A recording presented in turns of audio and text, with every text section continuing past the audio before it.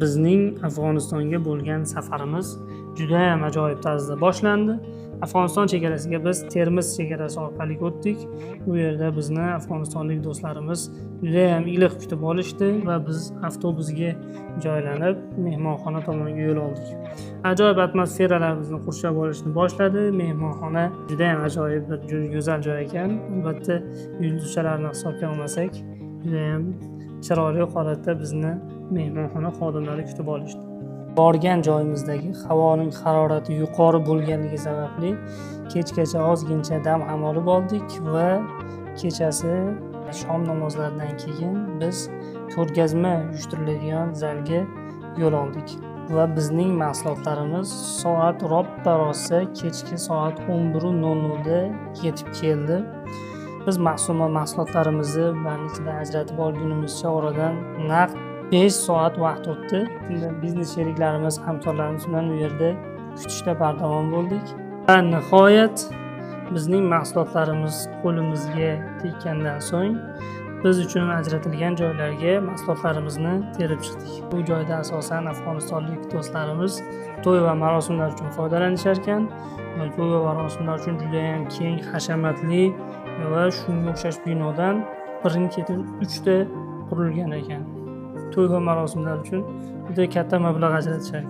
Ushbu ko'rgazmada O'zbekiston tadbirkorlari qurilish mahsulotlari, maishiy texnika, charm poyabzallar, charm mahsulotlar, tekstil, to'qimachilik va juda ham ko'p tadbirkorlik yo'nalishida o'z mahsulotlarini taqdim qilishdi va hamma o'z mahsulotlarini o'zi uchun ajratilgan joyga qo'yib bo'lgandan so'ng soat roppa rosa 4:00 da biz Gaznitsa tomon yo'l oldik.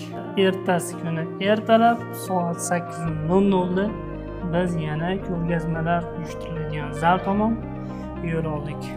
Birinchi kundan boshlaboq afg'onistonlik do'stlarimizni bizning mahsulotlarga bo'lgan qiziqishlari ajoyib bizning kayfiyatlarimizni ko'tardi va ularning mahsulotlarini ham ishlab chiqarishlarini ham ko'zdan kechirdik.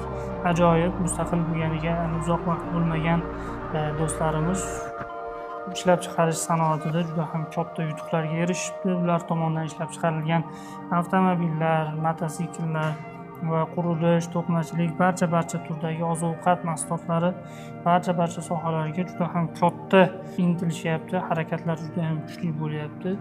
Nasib bo'lsa ularning ham mahsulotlari bir necha yildan so'ng balki O'rta Osiyo, balki dunyo bozorlarida ham o'z o'rnini topadi. Biz esa ajoyib birinchi kungi ko'rgazmani o'tkazganimizdan so'ng ertasi kuni ertalab yana ko'rgazma zaliga yetib keldik va bitdan keyin mahalliy bozorlarni aylangani do'stlarimiz bilan birga yo'l oldik. Afg'oniston bozorlarida asosan Eron, Pokiston va Xitoy mahsulotlari o'z o'rnini egallagan ekan. Nasib bo'lsa biz ham o'z mahsulotlarimizni afg'onistonlik do'stlarimizga taqdim qilamiz.